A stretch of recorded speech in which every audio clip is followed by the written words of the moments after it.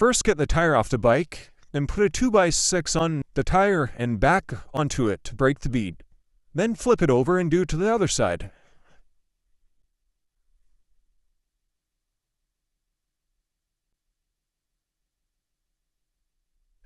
I had to give mine a little kick.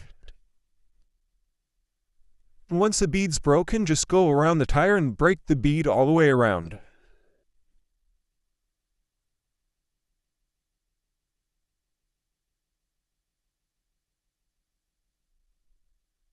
Then flip the tire over and start getting the bead off the rim.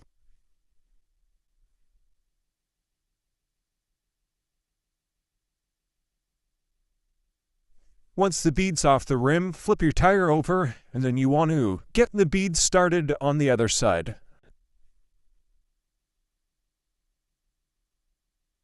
Once the bead is started, just flip the tire up and just start pulling the bead off of the rim. You're going to have to use a lot of force to get it off if it's cold. Once the tire's off, just throw it away. Now you got to start your new tire, getting the bead onto the rim.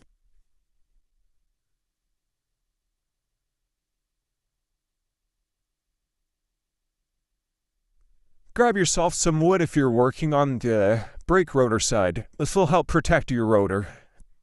Then just start getting your final bead on. It's going to take some work. It helps if the tire's warmed up. My tire wasn't warmed up, so I ended up sticking it in the oven. You could use a heat gun, but I didn't have one.